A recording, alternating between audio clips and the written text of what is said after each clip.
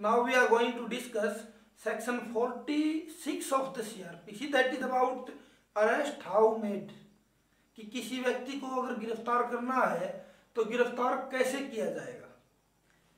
Subsection first is in making an arrest the police officer और other person making the same, कि arrest गिरफ्तार करने में कोई पुलिस ऑफिसर या कोई व्यक्ति जो गिरफ्तार कर रहा है shall actually touch or confine the body of the person to be arrested, जिस व्यक्ति को गिरफ्तार करना है उसकी बॉडी को एक्चुअली टच करेगा या उसकी बॉडी को कन्फाइन करेगा।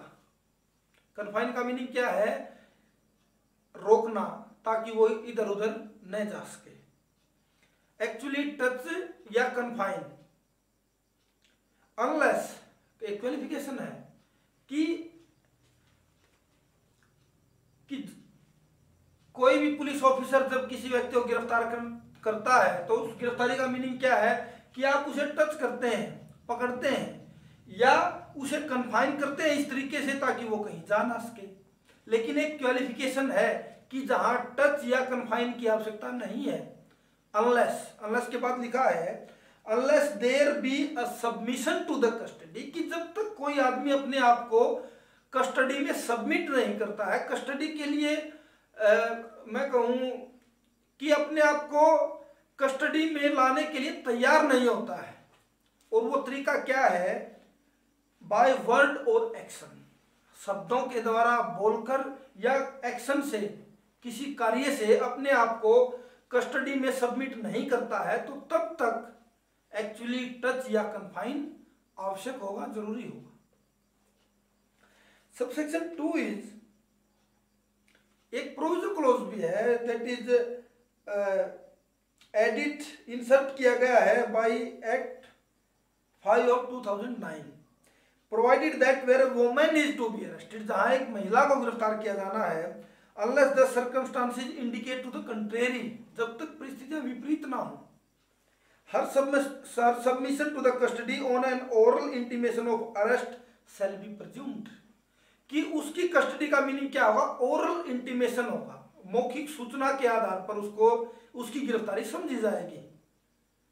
Unless the circumstances otherwise require और unless the police officer is female, लेकिन जब पुलिस ऑफिसर फीमेल है, कोई महिला है, गिरफ्तार करने वाली जो पुलिस ऑफिसर वो एक महिला है या परिस्थितियां विपरीत नहीं है, The police officer shall not touch the person of the woman for making her arrest, तब तक पुलिस ऑफिसर उसको गिरफ्तार करने के लिए उसके पर्सन को टच नहीं करेगा, उसकी बॉडी को टच नहीं करेगा। लेकिन कब हो सकता है? जब परिस्थितियां विपरीत हैं या गिरफ्तार करने वाली जो पुलिस ऑफिसर है वो एक महिला है, तब ऐसा किया जा सकता है, उसके शरीर को टच किया जा सकता है। खैर, subsection 2 is if such person forcibly resist, forcibly meaning बलपूर्वक, धक्का मुक्की से, रेसिस्ट करता है, रोकता है, the endeavour to arrest him, उसके अरेस्ट करने के प्रयास को रोकता है बलपूर्वक, और attempt to evade the arrest, या अरेस्ट से बचने का प्रयास करता है। सच पुलिस ऑफिसर और other person may use all necessary means to effect the arrest, वो सभी जो नेसेसरी मीन्स हैं, आवश्यक जो तरीके हैं, उनको प्रयोग में ला सकता है। कौन? पुलिस ऑफिसर जो अरेस्ट कर रहा है या कोई दूसरा व्यक्ति जो उसे अरेस्ट कर रहा है, गिरफ्तार कर रहा है। Subsection 3 is nothing in this section gives a right to cause the death of a person who is not accused of an offence punishable with death और इम्प्रिजनमेंट फॉर लाइफ, कि जब तक जिस व्यक्ति को गिरफ्तार किया जा रहा है वो किसी ऐसे अपराध का दोषी नहीं है जिसकी सजा आजीवन कारावास है या मृत्यु की सजा है, तब तक गिरफ्तार करते हुए या गिरफ्तार करने के लिए उस व्यक्ति को मौत के घाट नहीं उतारा जा सकता, उसकी डेथ कोज नहीं की जा सकती। उस व्यक्ति को इस तरह का कोई तरीका अख्तियार नहीं किया जाएगा कि उसमें उसकी मौत हो जाए, उसकी डेथ हो जाए। कब तक? जब तक उसने कोई ऐसा अपराध नहीं किया है जिसकी सजा आजीवन कारावास है या मौत की सजा है। Subsection is save in exception circumstances. अपवाद वाली परिस्थितियों को छोड़कर no woman shall be arrested after sunset and before sunrise. सूर्यास्त के बाद और सूर्योदय से पहले किसी भी महिला को गिरफ्तार नहीं किया जाएगा। And where such exceptional circumstances exist, और जहां इस तरह की कोई अपवादिक परिस्थिति है, the women police officer shall, ये मैंडेटरी प्रोविजन है, और अगर ऐसा नहीं किया जाता है तो ये अरेस्ट जो है ये इलीगल अरेस्ट होगी। Shall by making a written report, वो एक रिटन रिपोर्ट बनाएगी। Obtain the prior permission of the judicial magistrate of the first class, judicial magistrate first class की पहले से परमिशन लेनी होगी। Within whose local jurisdiction the offence is committed और the arrest is made. कौन सा, और मैजिस्ट्रेट कौन सा होगा? जिसके लोकल जुरिस्डिक्शन में वो अपराध हुआ है या जिसके लोकल जुरिस्डिक्शन में वो अरेस्ट किया जा रहा है किसी महिला को। Now if we see the subsection 2 of the section 46, तो यहां एक वर्ड यूज हुआ है all means।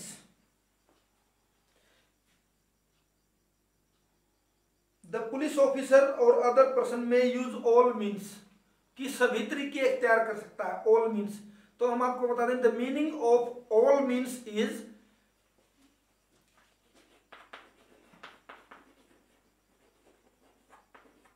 यहां ऑल मीन्स का मीनिंग है कि किसी दूसरे व्यक्तियों से भी अगर मदद मांगनी पड़े, अगर उनकी हेल्प लेनी पड़े, तो कोई भी पुलिस ऑफिसर ऐसा कर सकता है। वो इस ऑल मीन्स वर्डिंग में ही आता है। ऑल मीन्स का मीनिंग क्या है कि अगर किसी दूसरे से मदद ले, वो भी इसमें ऑल मीन्स में शामिल है। Now there is a case that is D.K. Basu versus State of West Bengal।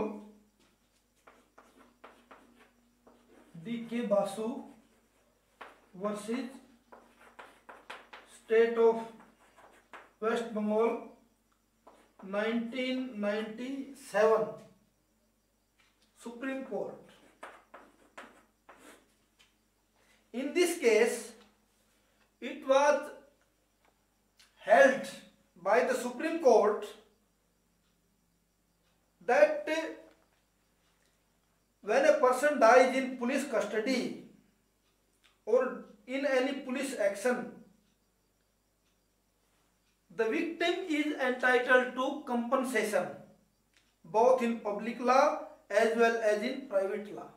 इस केस में कहा गया कि जहां पुलिस कस्टडी में किसी व्यक्ति की डेथ होती है, मृत्यु होती है, तो उस केस में उसे कंपनसेशन दी जानी चाहिए। और ऐसे प्रावधान पब्लिक लॉ में भी है और प्राइवेट लॉ में भी है।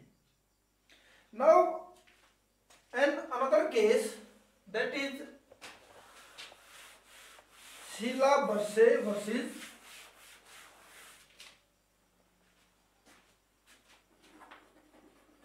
Sheila Barse versus state of Maharashtra. State of Maharashtra 1983 Supreme Court. It was held in this case कि the females are not to be arrested without lady constable, कि महिला पुलिस के बगैर महिलाओं को गिरफ्तार नहीं किया जाना चाहिए। आगे कहा कि no female can be arrested after sunset, sunset के बाद महिलाओं को गिरफ्तार नहीं किया जा सकता। Separate lockups must be provided for them, और उनके लिए अलग से लॉकअप होने चाहिए जहां उनको रखा जा सके। Now an another case that is Nilabati Behera versus state of Odisha.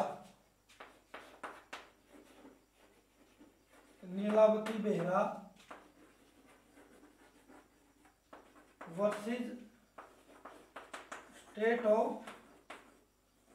Odisha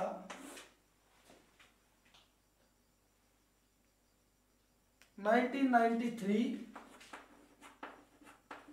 Supreme Court। In this case, it was held by the Supreme Court that in case of unlawful arrest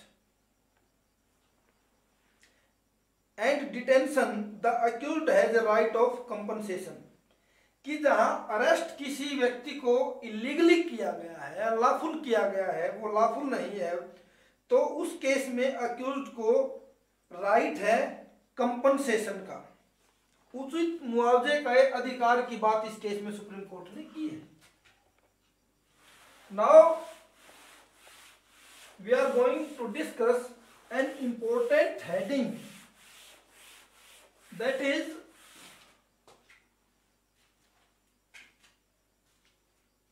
right of arrested person. बहुत important कि arrested गिरफ्तार किए गए व्यक्ति के अधिकार क्या क्या है। और ये अधिकारों की बात करने से पहले मैं केस लॉ बताऊंगा, that is Joginder Kumar versus state of UP Uttar Pradesh 1994 supreme court. इसमें कुछ अधिकारों की बात सुप्रीम कोर्ट ने की है और सुप्रीम कोर्ट ने कुछ रूल्स फ्रेम किए थे, और वो रूल्स जो फ्रेम किए थे वो आज आपकी सीआरपीसी में मेंशन है। अमेंडमेंट के बाद पार्लियामेंट ने वही रूल्स अब सीआरपीसी में मेंशन कर दिए हैं, लेकिन उस समय वो सुप्रीम कोर्ट ने बताए थे। तो आज हम आपको जो रूल्स बता रहे हैं वो रूल्स आज की जो सीआरपीसी है, आज जो सीआरपीसी आपके हाथ में है उसके हिसाब से बता रहे हैं। तो if I am to talk about पहला जो रूल बनाया, that is under 41B clause C and section 50A of the CrPC. वहां जाकर के आप देख सकते हैं कि इस तरह के रूल सुप्रीम कोर्ट ने बनाए थे जो आज 41B क्लॉज C में है और सेक्शन 50A में है। Second is 50A section 50A clause 2 and the third is section 50A clause 3। These were the rules that were framed। इनके बारे में बातें कही गई थी सुप्रीम कोर्ट के द्वारा इस केस में, और बाद में इसी केस को ध्यान में रखते हुए पार्लियामेंट ने ये रूल्स जोड़ दिए थे सीआरपीसी इटसेल्फ। सीआरपीसी में ही इन रूलों को बाद में जोड़ दिया गया था। तो these are the rights of the arrested person. Now and another case was also there। एक दूसरा केस भी इसके बाद आया और बहुत फेमस केस है वो भी, that is DK Basu versus state of West Bengal. इस केस में भी सुप्रीम कोर्ट ने कुछ इंस्ट्रक्शंस दिए और वो इंस्ट्रक्शन आज सीआरपीसी में कहाँ मेंशन की है हम आपको इसलिए बता रहे हैं ताकि आपको उन रेगुलेशंस का या उन arrest right of arrested persons का आज की सीआरपीसी के हिसाब से आप कंपेयर कर सके, तुलना कर सके कि आज वो बातें जो सुप्रीम कोर्ट ने उन दिनों कही थी आज कहाँ है। तो इसलिए कुछ इंस्ट्रक्शंस जो DK बासु केस में सुप्रीम कोर्ट ने दी वो हैं 41B क्लॉज A। आप देखिए वहां क्या लिखा है, 41B क्लॉज B, वहां भी कुछ बात लिखी गई थी। C था examination by doctor after every 48 hours of the custody, कि हर एक 48 घंटे के बाद उसका डॉक्टर के द्वारा एग्जामिनेशन किया जाना। And the next was 41D और 41C। यहां इन सेक्शंस में जो बातें कही गई हैं वही सेम बात, same instruction D K. Basu versus state of West Bengal में सुप्रीम कोर्ट ने दी थी।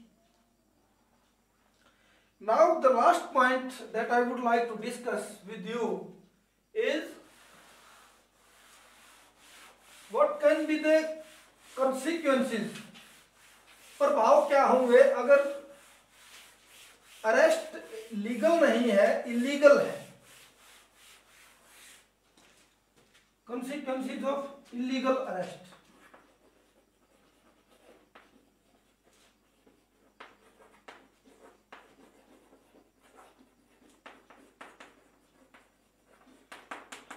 इलीगल अरेस्ट के क्या कॉन्सिक्वेंसेस हो सकते हैं, और अरेस्ट इलीगल कब होगी, जब कंप्लायंस नहीं किया जाता है किनका, जो प्रोविजंस दिए गए सीआरपीसी में। देखिए इसका अगर मैं कॉन्सिक्वेंस की बात करूं तो trial shall not be void, trial के ऊपर इसकी इलीगलिटी का कोई प्रभाव नहीं होगा।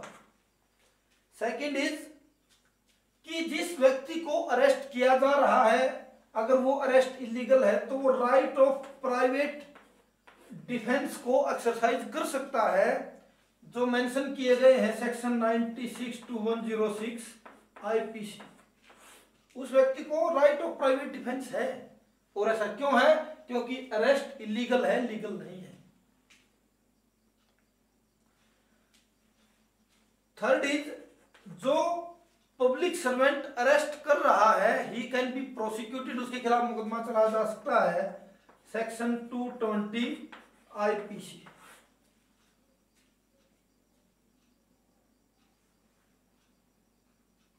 और जो व्यक्ति किसी को अरेस्ट करके डिटेन रखता है तो he might be prosecuted under section 342 IPC, 342 IPC. और लास्ट इलीगल जो अरेस्ट है वो एक टॉर्ट है। Illegal arrest is a tort of false imprisonment, FI। False imprisonment का टॉर्ट है जहां आप या कोई भी व्यक्ति जो इलीगली अरेस्ट किया जाता है में क्लेम द डैमेजेस, वो व्यक्ति डैमेजेस क्लेम कर सकता है। That is what is the consequence of illegal arrest. In this way, I think we have discussed section 46 of the CRPC fully. Enjoy the lecture. Thank you.